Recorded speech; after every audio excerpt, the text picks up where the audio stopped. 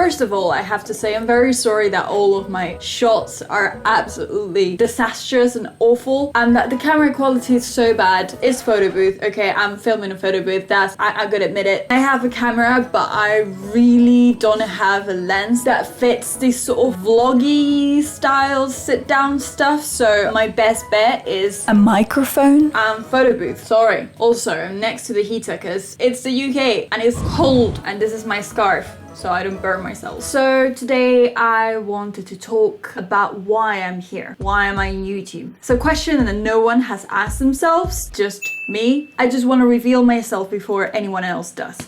So, my YouTube journey goes way back. So way back that is already making me cringe thinking about it. This is the third channel I opened so far. So, I started my first YouTube channel in 2012. I remember back then there was no such thing as getting paid. I remember hearing some rumors that it was mild. It was nothing, okay? It wasn't a profession as it is nowadays. I remember even discussing with friends, how are people gonna monetize from a free YouTube video? It sounds insane. Well, 8 years later, and here we are. People making money with as little as 5,000 subscribers, which I have to say back then was not so little. I remember the big YouTubers would have 10,000 subscribers, and that was a lot. And 100,000, wow. My first channel, even if you try really hard to find it, you're not going to, because I managed to delete it all. And I'm happy I did it. I started my first YouTube channel in the USA. I was a pretty lonely girl and I thought I was incredibly funny, so I just got this compact camera that I brought with me and I started filming everything. It's good to be naive, because nowadays, even though I'm making videos again, I don't think I would so hardly try to be so extremely goofy as I used to be. Really, that wasn't me 24/7, okay? It was just me trying to portray this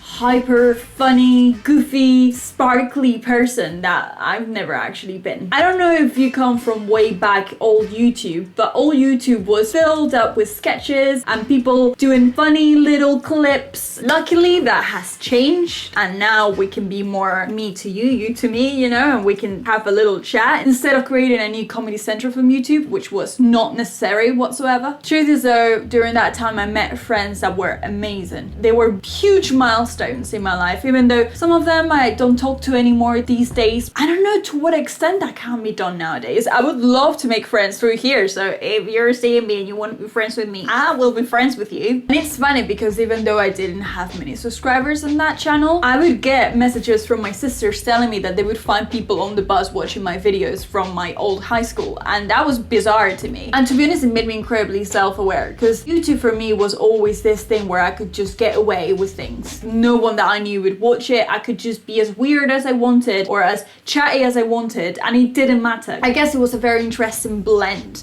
of worlds to me. But then I left the US, and with the US I left that channel. I also became progressively insecure about the way I looked. But in this time, I actually met some YouTube people in person, the people that I'd been knowing since I was in the US, and it was so sweet. It was honestly one of these huge milestones in my life that I will treasure forever. I think it's hard to forget those things. And I remember the beginning to be super innocent, and people weren't really caring about the amount of subscribers you had and how many views you had, and if you were getting any partnerships with anyone. It was just very genuine, and it was like, oh, let's meet some people that watch your videos and let's make some new friends. You know, I was a kid, I was super young, and of course with it there comes a lot of naivety and a lot of stupidity, but it was probably one of the most mature things I did in my life, making friends outside of high school and trying to open myself to a different world. But yeah, my YouTube channel was absolutely gone. Interestingly, I think a few months later, or like a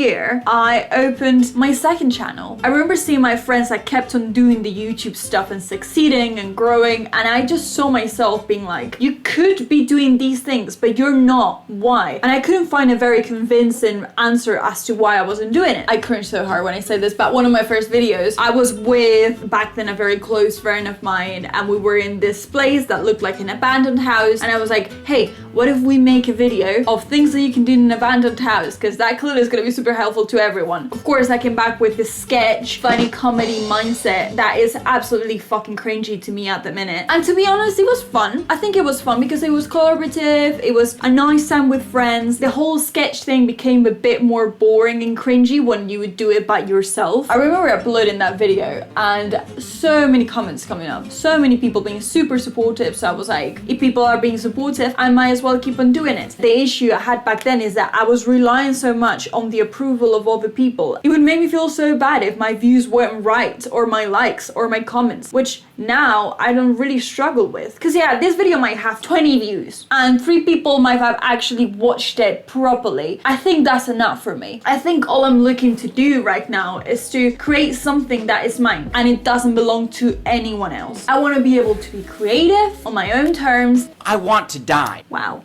don't let me down like that. I think, to be honest, that was probably my best time in YouTube. Not because of the incredible content, but because of the friends I made and the things I experienced. I remember setting up this thing with my friends called a Grind YouTuber, which was a bit of a mock-up of Big Brother. And the first year was absolutely incredible. We just spent a tiny bit each and we got to be in a very nice house for a week. I got to meet new people that I treasured as friends for the longest time after that, and I got to understand the YouTube community a bit better. To be honest, that was the last time I saw such amount of genuinity in this community, and that's why it really scares me still nowadays talking about this. I moved to Edinburgh, and in Edinburgh I kept making videos more than ever. It was the only thing that was holding me into sanity. I was by myself the whole time. I would avoid going to university, and I had friends, but there weren't so many, and most of the time they were either working, just as I was, because I was also working, or studying. So most of my time I would just spend it by myself, and what can you do apart from maybe watching films or trying to create something? Problem with this time is that I was really desperately trying to make something that appealed to people and not to me. I was trying to talk about topics that, yeah, interested me, but not to the extent of making an entire video about it. And to be honest, it was also a very rough time for my hair because I cut it in a way that I just didn't know how to handle. It's not that it was bad, it is that it was just weird. There's a couple of videos that are still getting views nowadays, and I still get messages on my Instagram about at least every week. It's funny because after I finished with that channel, when I was already in Bristol, I was working as a waitress in this Spanish restaurant. This guy looked at me while I was serving him and he told me in Spanish, "Oye, ¿tú eres la chica del vídeo de vivir en Reino Unido?" I totally froze when he asked me, because it is a super embarrassing situation that someone is watching you on a video and then they ask you while you're serving them food.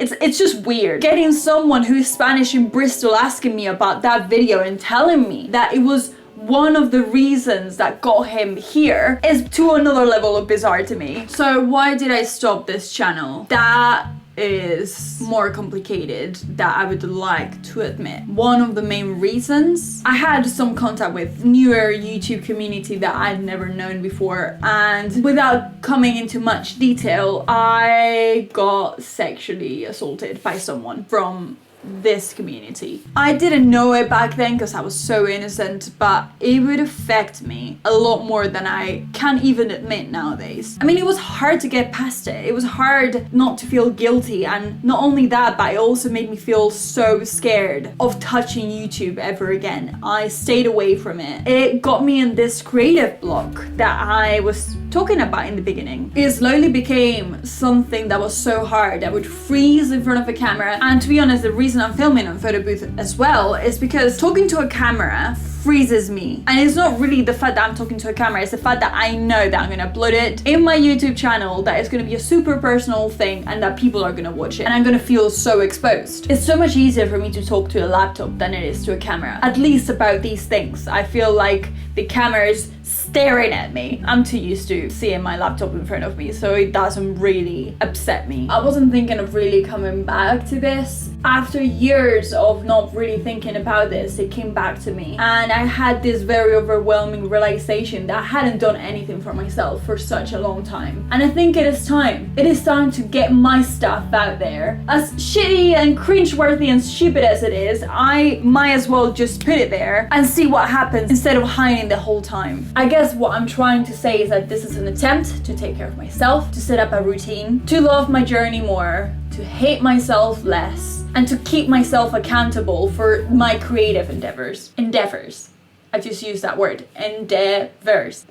I don't really care about making a standing work. I think a standing work will take me too long and it would make me feel so stupid. I want to make little snippets of stuff that means something to me. I want to build this space where I can create. And because without a plan, nothing would really work. And what I would like to do is to upload a video per week until the end of this year. And then from there, I can decide what I can do. Throughout the years, I've struggled to think about this YouTube thing and how it feels like it's endless. There's never a time where you succeeded at something. It's a continuous thing. And I feel like for me specifically, I need to be able to see a progress during a very specific amount of time, that being until the end of this year. And from the end of this year onwards, then I can decide what to do. I want to set my own signature. I want to be able to be proud of creating a routine for myself and maybe share something important with you, even though I'm no one to teach anyone anything. But this is not about that. This is about me showing how I might fuck up with things and I might succeed with others. So I guess that if you want to follow my journey, you know what to do.